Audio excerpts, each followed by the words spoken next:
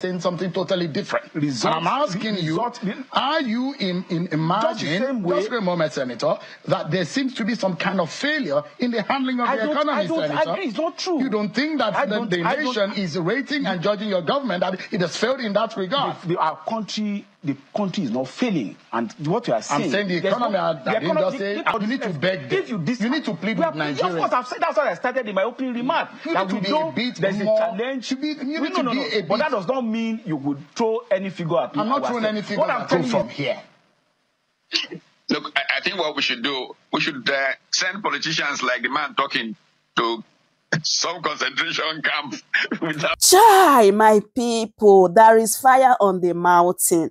Like this APC man really need this concentration camp, honestly. Like at first, when I watched this video, I laughed loud. But at the end of the day, I remember what is happening in Nigeria. That this is not a laughing matter. This is a serious business. It's like God pack all the bad people waiting for Nigeria. Come gather all of them, put for APC. Like anytime these people come on national television, their arrogancy, aggressive is in another level. As if they are using that method just to, defend themselves, because they know that you cannot defend APC, honestly. But I loved how Shehu tackled him. Like a senator, APC senator, is unaware of the current inflation rate in Nigeria. My people, even when Shehu showed him, he said, no, that is not true. That is not up to that. Then Shehu asked him, then tell us, what is the current inflation rate in Nigeria? The man couldn't even answer. That was a very blind argument. What a shame. And I love how Professor Pat also replied to him. Like, this video is a must watch. APC just they digress themselves up and down. And they are just trying to gaslight Nigerians. So they think that all this gaslighting, all this lie they are lying up and down is how to solve the problems Nigerians are going through. Like, they need to get serious, honestly, because they're only creating more problems to themselves. Yes, so my people, make I not talk too much.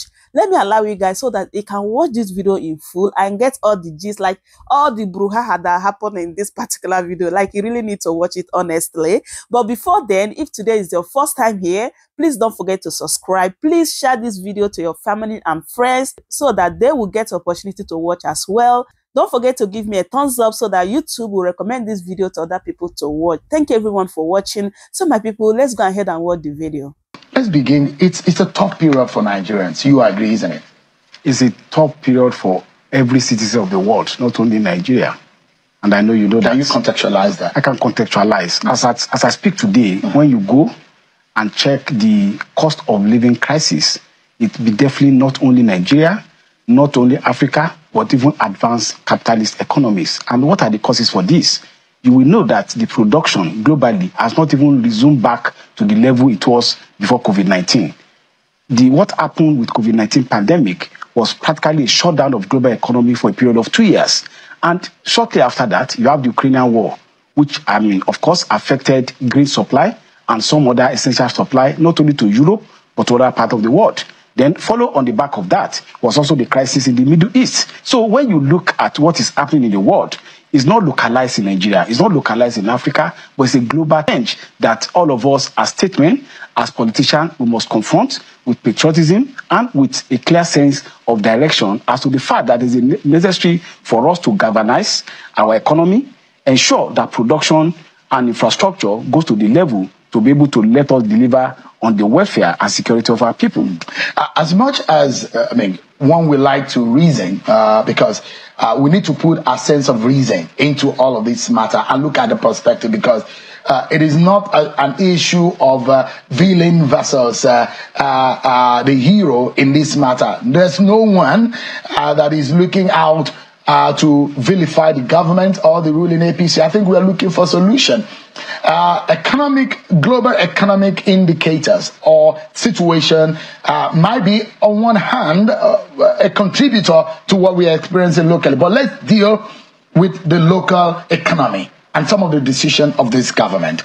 It might be highly incorrect for you to blame global economic situation on the economic situation of Nigeria. Don't you agree? Can you, in the globalized economy, insulate what happened in any country or any corner of the world from what happened globally? We are now in a globalized economy, but that is not to say that we will not also localize what we are doing within the context of our economy to advance the economic and well-being of our people. We are not saying that we are resting on us, and we are saying that we are helpless in tackling these economic challenges. So the question I expected you to ask is, what is our government, the government of APC led by Senator Asiwaju Bola Ahmed Tinubu, doing in terms of being able to address the challenges of the economy? And if you ask me that question, I would say that since assumption of office, he has... Since I've not asked you that question, just pause a moment. I'm the one that's moderating. So if you allow me to ask a question,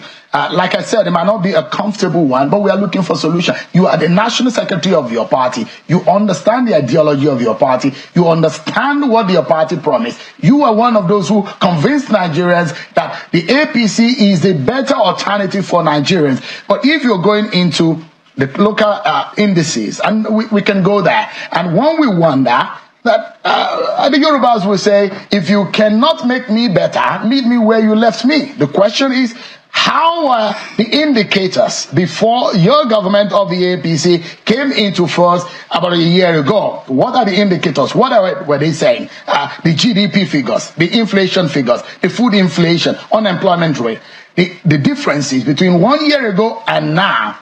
How would you explain to Nigerians who are watching tonight that the differences that we have seen in almost double in the numbers of those indicators are defendable by your government or your party? You see, I'm a student of logic, and of course, I will not want to engage in what is called fallacy of hasty generalization. I would rather want us to take specifics. You can't just say all indices are doubled. I'm not oblivious of commentators that just come here and throw up figures that is not based on statistics. Let us start with the GDP.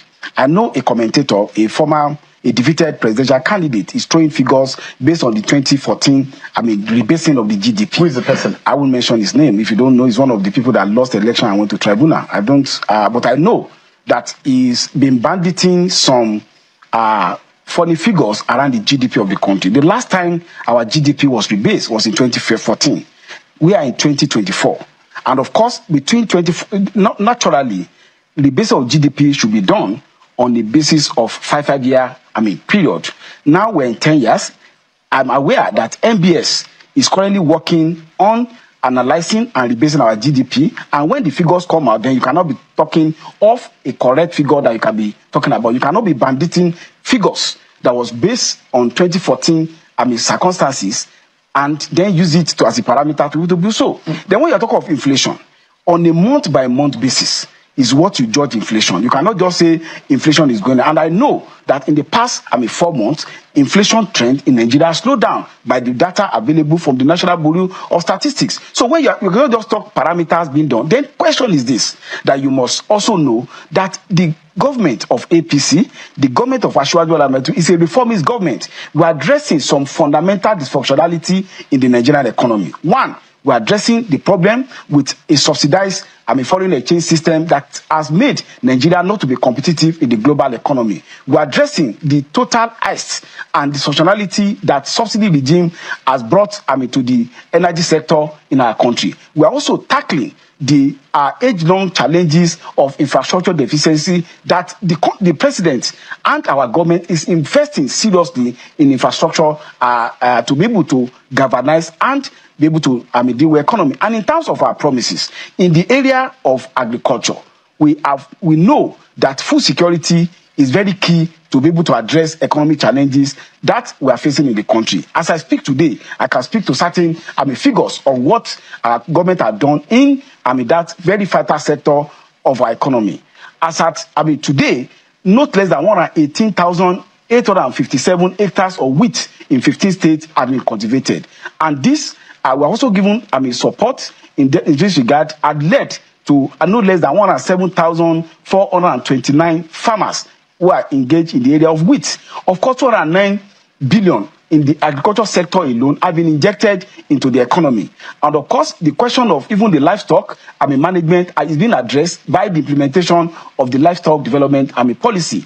In the area of infrastructure, you are aware that the government is tackling headlong not only infrastructure challenges we have in the capital, but all over the country. In the health sector, the primary health system, active collaboration to be able to address the health challenges of the people is being done by this government. And of course, in the education, the student education loan scheme promise, of course, has been put in place and also is being activated. So we rather speak to specifics as to what the present administration is doing to be able to tackle some of the challenges inherited and some of the challenges that naturally every society will face from time to time. Education is key. We are not resting on our oars in being able to address that. Health sector is very key. Agriculture and food production, with a view to having food security, is being addressed holistically by administration. Of course, you cannot have an economy that you don't address this functionality that will be able to aid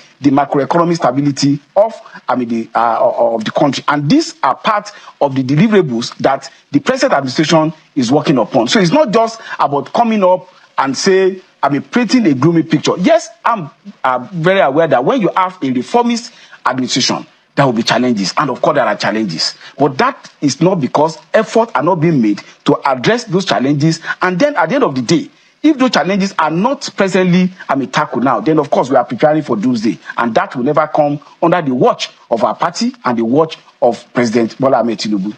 Facts are sacred, isn't it? Yes. You agree? And let's stick to the fact.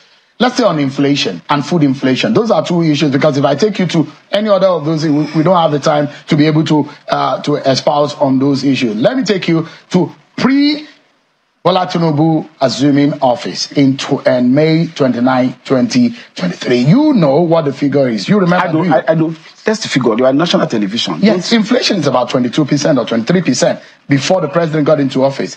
Inflation, as of now, it grew to about 33.95%. Yes. So how do you explain I expect you to also tell us at what point did inflation get to 33.5%, and what has been the flow of inflation in the past 4 or 5 months? You can't just pick up a figure and just throw it a question, because you have said that we should stay on the facts and the figures, course. And that's what we are saying. And of course, and I'm asking you a straightjacket question, yes. Senator.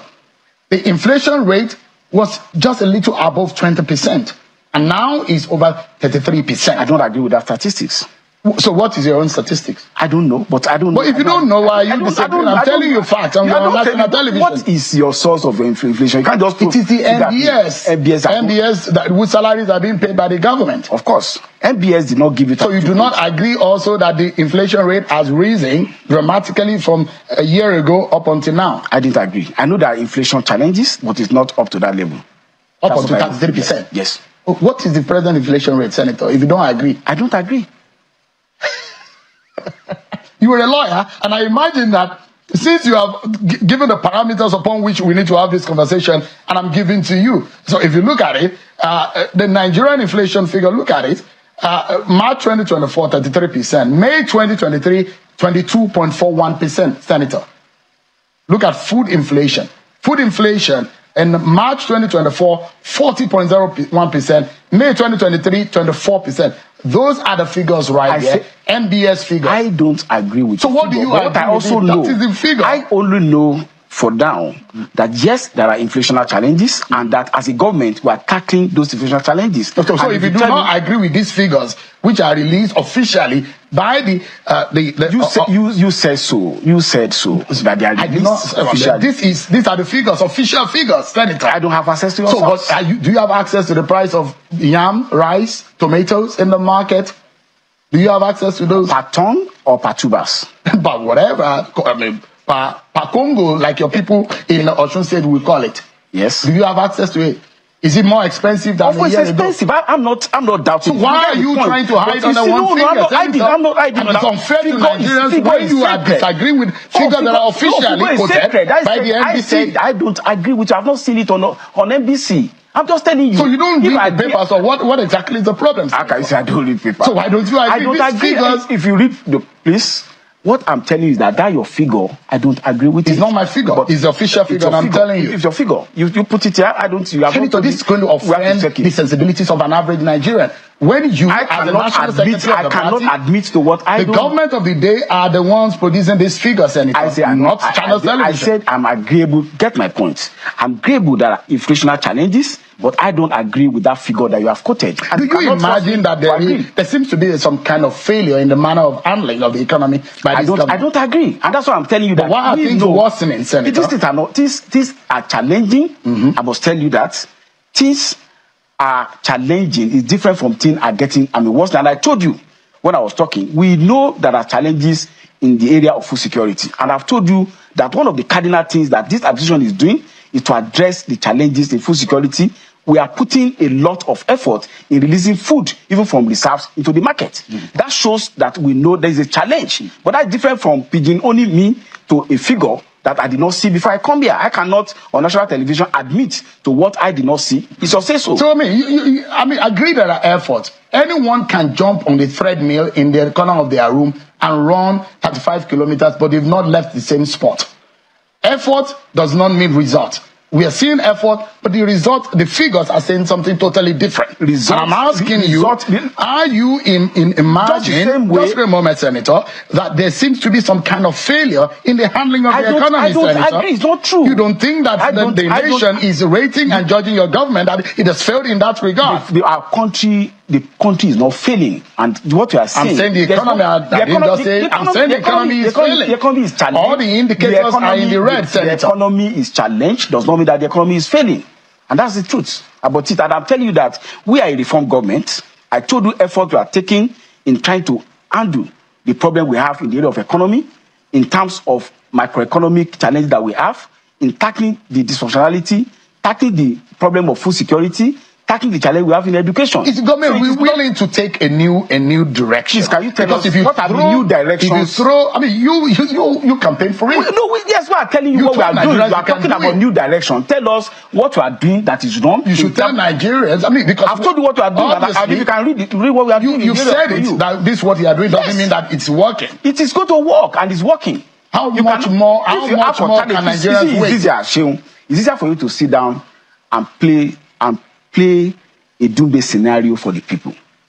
It's easier for you to make criticism, but it is not as easier for you to take the bull by the horn and say this is the pathway to the progress that we have known. What we are doing is to say, yes, we have challenges. I'm not saying we don't have challenges. We have challenges in the area of employment. We have challenges in the area of food security. We have challenges in the area of security. But it is not without effort. We are making effort. And even the figures, you are giving, assuming without considering that it's even true, it's not static. Some of the efforts just assuming that it is true. Assuming without considering. Let me ask Nigerians, whatever. What is your Twitter handle? I'll let them to give you, if you don't agree with the NBS figure, wherever you may be in any part of Nigeria, tweet at me and Senator Ajibola Basiru the price of commodities, the price of food in your area. Maybe Senator will be aware. I'm not saying you are getting the point wrong. It's offensive to it's offensive to me what you are also saying is very offensive of twisting what I'm saying. It's very offensive. What I'm telling you that what you have said in terms of statistics is different from. I'm not saying food prices are not high. And I told you that we are making intervention to address food security. If you don't have problem, are those working? Are those efforts? They are working. They are working. Why are the figures saying something totally different? We are in an age of data, Senator. Yes, I'm telling you, they are working. So what you are saying is that government pack up, do nothing to address problem of food security. No, we're in planting season now. We are in planting season now. We are planting season now. You see, if you say our effort is not done, it's not just don't say our effort has not done. I've told you what we have done. We have talked of agricultural inputs.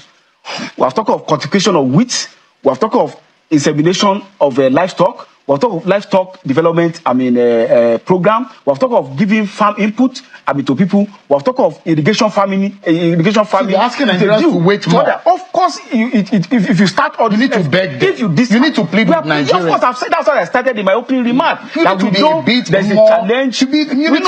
But that does not mean you would throw any figure at me. I'm not throwing any figure. What I'm telling you is that we know there are challenges. We know there are challenges in the area of food security. We know there are challenges in the area of employment, and the government is doing as much as possible, trying to address that. And of course, our solutions cannot just be magical. It will be a process. If you start working on addressing food security, it's on a single day that you plant and those things will grow. So, I mean, you need to play to the sensibilities of Nigeria because you're a leader of the APC. If your party is doing something and it doesn't look like Nigerians are feeling the effect of it yet, because those who are going on the streets to protest, the government is saying don't protest, but they say they are hungry. They say there's bad governance. Please, on that protest, it is not about bad governance. Because when you talk about bad governance, there are so many parameters that you look into it. Then I don't know whether you have seen the charter of demands of the so-called people that want to protest. The bulk of their demands are political demands, they are not economic demands. How do you, I mean, I have it, I can give it to you. No, speak to it. I have it, yeah, this one. Which of these you don't this one, I saw this one, and I begin to read it out. What are the economic demands that are there?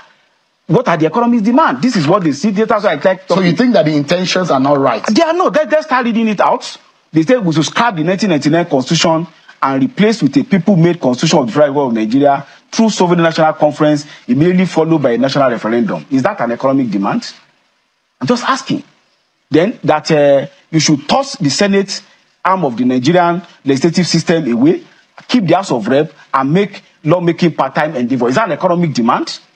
Then the one about minimum wage. Just last week, the president addressed the question of minimum wage by coming up with 70,000 minimum wage that even the labor leaders applauded. Then they said Nigeria, the country should invest in education. We are doing that already. The student loan framework had come. They release Masin Nnamdi Kanu. Is that an economic demand? Diaspora voting. Is that an economic demand? Sacking of judges. Is that an economic demand? So you look at what they have brought out as their own charter of demand and separate it from the legitimate aspirations and yearnings of Nigerians for better living conditions that our government is addressing. Are you worried that your party seems to be unpopular? Our party is not unpopular. No, I'm asking, just a moment. On your program, you saw that people are even coming to our party. Senator, if I may land on the question, do you imagine for a moment that your party is rather looking unpopular if people agitations like this, and your government of the APC is just about a year into his office, and they are already questioning the capacity of the government to deliver on the yearnings of the people? And I'm telling you, if it's about the protest, this is their charter of demands. This has nothing to do with governance. It's not to do with... So where do we go from here? It doesn't have to do with legitimate... The promises of your party... I'm telling you that... And the way forward for Nigeria. So let us separate two things. So you're saying that they should not go to the streets? Our demands, our government, we promise economic development. We promise security. We promise an inclusive government. We promise improvement in the health sector. We promise an area of education. And I'm saying that our government, we are doing so much in terms of addressing those things that we promise Nigerian people. So you must separate political agitation, which is politically motivated, but from genuine aspiration of the man on the street, who is concerned about the food on his table, which I said our country is our government is addressing. Senator, from those people who have political acts to grant. And when you look at their charter of demand, which I have it here, they set it around. But as a lawyer, you know they have rights to protest, isn't it? Of course, you have right to protest, but then you also protest on basis what's even realizable from protest. How do you scrap the constitution of a country by way of protest? Is that a legitimate way? There's a difference between protest and revolution. A revolution seeks to overthrow an existing legal regime. Is it what they are asking for? Of course, when you say 1999 constitution should be scrapped, Section 1 of the constitution says that the Nigeria should be governed by the 1999 constitution. Just a moment. Also being joined on the program by a renowned political economist, Professor Utomi, who joins us from Onitsha virtually. Thank you so much, Prof, for joining us tonight. Great pleasure, Shingo. I know you are one of those who are supporting the planned protest. Are you going to be part of it? Are you going to join them on the street, though? Excuse me? Are you supporting the planned protest? Have you joined people who fabricate rumors? You want me to add you to my lawsuit? Prof, are you part of the protest or not? How can I be part of a protest? Nobody called me to tell me there was a protest going on. I had not heard of the protest until I was telling somebody on the phone that I'm on my way to Nigeria, a few days ago. And the person said, I hope you'll not be trapped by protest. I said, which protest? He said the one that will take place in August. I said, I didn't know about protest too. Only to arrive but you've been part Ghana. of protests in the past, Prof. And I imagine that you probably will be part of this one too. I've been protesting. Protests are very important things to do to get the attention of people who are not listening. But is this government listening though, from what you have observed? So, I'm living across the big pond, far away from here. I don't know who is listening or not listening. All I know is that the numbers that I see are not looking good. And we're dealing with the lives of millions of people. It is not a joke. Sometimes political actors think it is a game. It's not a game. It's the lives of people. People are hungry. People are dying. There are things that can be done. Look, it's time to even stop all this partisan badgering. We have a country that is dying that we need to fix. We are in a moral equivalence of a war, and everybody should sit down and work on this. For the last 9 months, I've been in quiet tweets and this and that, making suggestions about what can be done. Nobody's paying enough attention to what should be done. People who have ideas are offering them, but people who are more interested in transactions are dominating the conversation. I mean, Senator Bashiru just talked with you, kept talking about these are economic, no, not economic. Who cares about the economy when politics can determine the economy? Why are you separating them? If you say change the constitution, of course, one of the economic problems of Nigeria is that the cost of running the National Assembly is unreasonable. So if you cut out the National Assembly, you will have resources to use to help poor people live a better life. So why can you say that's not economic? You know? So I think we should be honest with ourselves and just sit down as citizens and talk about a country that is going through a really horrible patch. Forget all those things that we throw up, party, this, that. Our country is in dire straits. Look, at the beginning of this year, I put out a tweet and I said, the key issue in Nigeria is how we produce our way out of this problem. We know that agriculture has been in trouble. Food production has been going down because people can't go to their farms. In fact, in one of the SBM intelligence reports from about 5 years ago, they were already pointing to the fact that there are people in agricultural areas who have actually not farmed for years. By today, most of those people don't even know how to farm anymore. That's a fundamental problem we have to deal with, that many of our traditional farmers have been prevented from farming for so long and they don't even know how to farm anymore. How do you approach that in terms of how you turn around agriculture? Next thing in January, I tweeted, I said, look, what you need to do, consider this a moral equivalence of a war. Whether it's at the state level or local government level or community level, recruit an army. I remember when I was making that statement, I was mentioning Chivaldo Ogbe, and I was struggling to remember the name of the thing that he was doing. I think it's Forest Rangers. I said, let's organize those Forest Rangers, cordon off certain areas of very productive, man them with these people and say to people, go in and farm. Here are farm manager support systems. Bring in some of our South African friends who have a great long history of this. Provide farm support. Look, legumes grow in 3 months. I don't know what Senator Bashiru was talking about. Legumes, 3 months. If in March we had put out these kinds of programs, by now food will be coming out from everywhere. But in the Senate, they are more interested in playing games. They have not provided alternative policies to the government to show them. It's not enmity to give alternative ideas. That's what democracy is about. But Prof, you're going to help them out. Yeah, if I may jump in quickly, Prof. There are a few efforts here that we've seen that this government of the day, some of which Senator Bashiru has also reeled out. Part of it, those who have advocated for the removal of subsidy, that is a scam. this president, in the first day in office, removed free subsidy.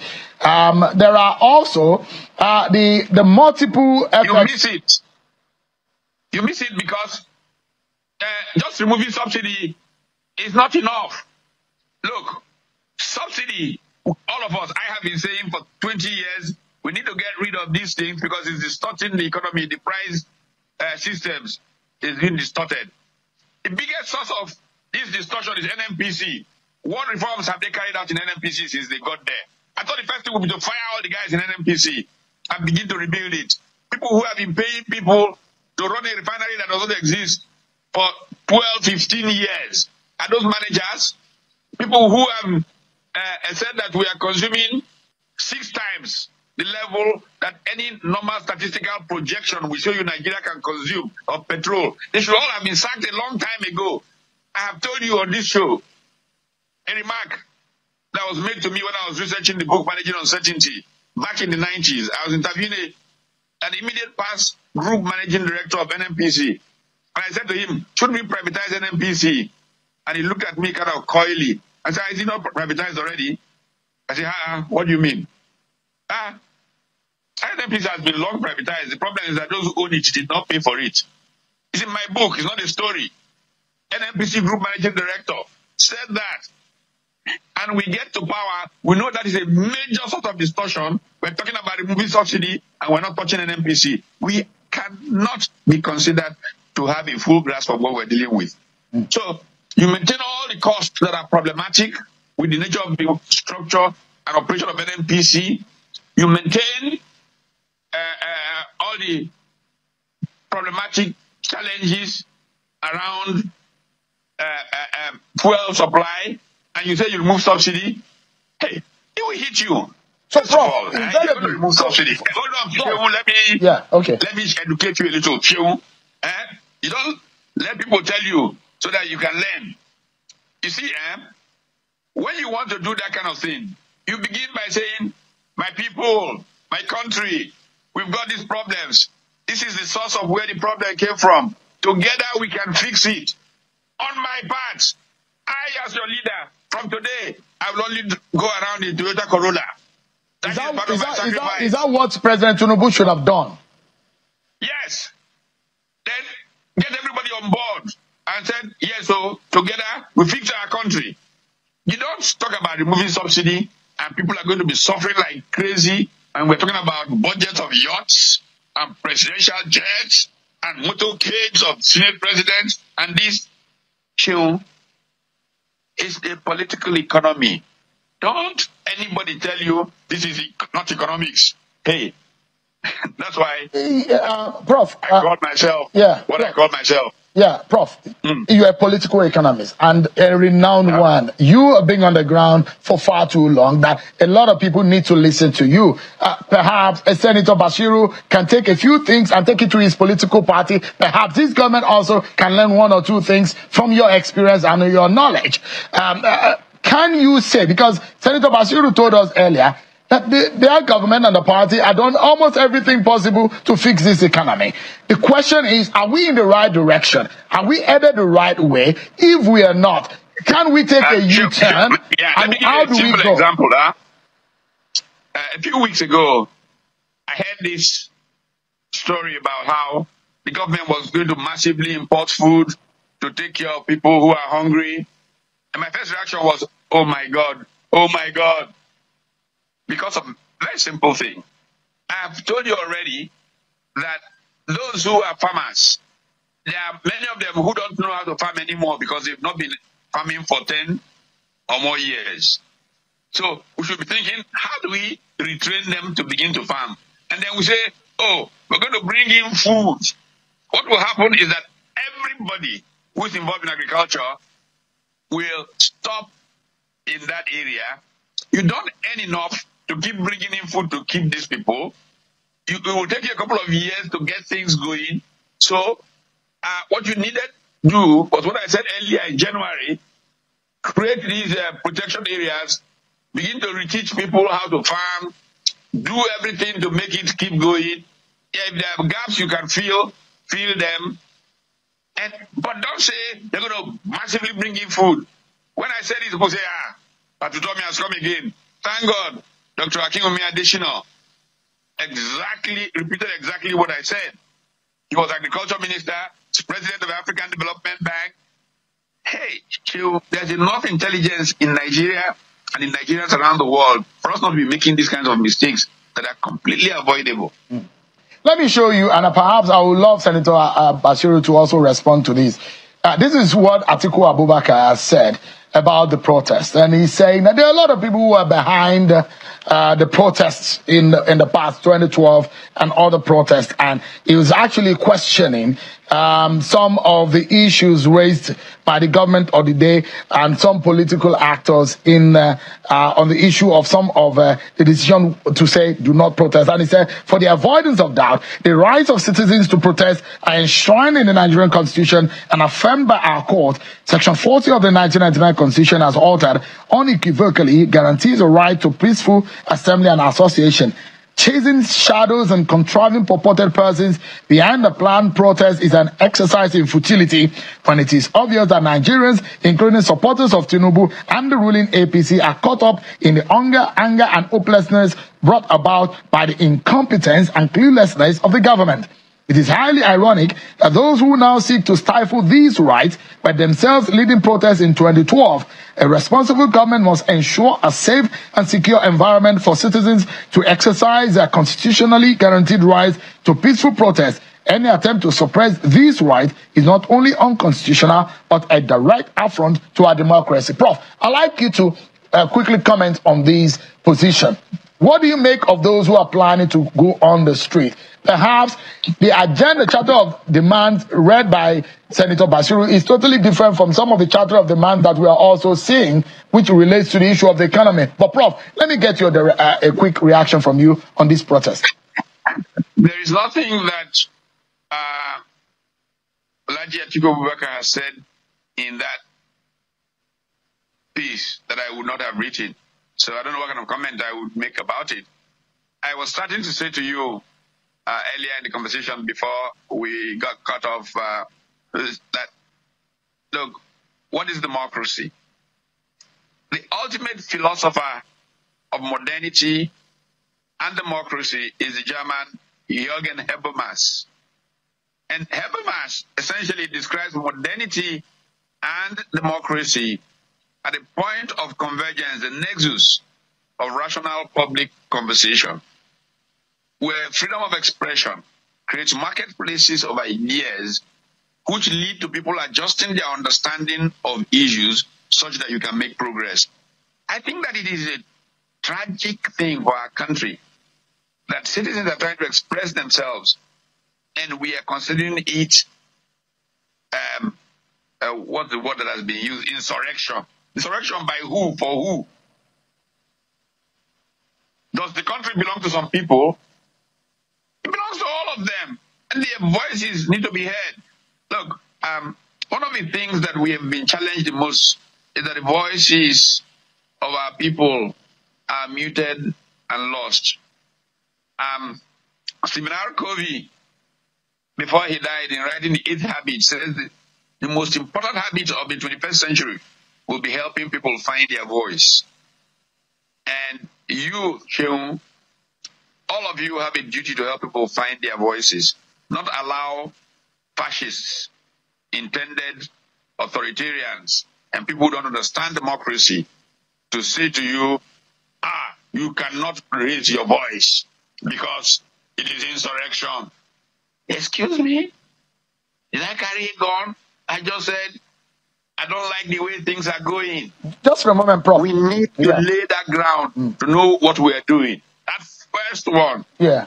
Prof, give me a moment. I'll come back to you because your closing moment or your closing statement, I would like it to be in the direction of what this government needs to do. Because there are those who are thinking maybe this government is confused and do not know the right way to go. But I'd like you to close by telling us what you think could be right way. But just give me a moment. Let me allow Senator Ajoba Bashiru to respond to Atiku Abubakar there. And you heard what Prof said in respect of what is going on in the country. It does look from what Prof said, and I can infer that things are bad. and this government is not doing the right thing? You see, as far as I'm concerned, talk is very cheap. And if I have time, I will take on some of the things that even the Prof has said, and I will see the futility of some of the things they have said. It's easier to criticize, but it is far difficult to come with a workable solution for a country that is challenged like our own. And I will take one of the issues. Before I talk about Atiku Abubakar, I expect him on the day of the protest, he should lead the protest. Nobody has stopped anybody from leading the protest. Asiwaju Bola Ahmed Tinubu, our party, has never stifled any opposition. So I don't know where he got it from. That we're even here, and you are here, you are making criticism of our administration. Have you suffered any disability from doing that? On every radio stations, TV stations, people come with different ideas. Some of them adverse to our government. Some of us support our government. Has anybody been arrested for making criticism against our government? That is what democracy is all about. Heterogeneity of ideas. Even on this table, we have agreed, we have disagreed. So to a Prof to stomp about fascism, I don't know where he got idea of fascism. And who is the fascist? Who is not a Democrat? We are Democrats. As you are canvassing that you want to protest, we also have the right, democratic right, to canvass that the basis of your protest has no basis. And that's what democracy is about. And that's what we are doing. We are not, I've said, we have not banned anybody from protesting. But we are saying and canvassing our own idea, this is our view, and this is why the protest should not hold. I don't think that is fascism. I also know what fascism is all about. If it's fascism, we'll not talk. We'll roll out tankers, which nobody has done. People are free to protest. But at the same time, we also are free to canvass our idea about what we are doing and why the futility of the exercise in the protest. Then now, talking about the economy, he has said farmers are no longer in the farm. And I think Prof should know that if it's about insurrection and banditry, which started during PDP administration, what percentage of the country was affected by insurrection?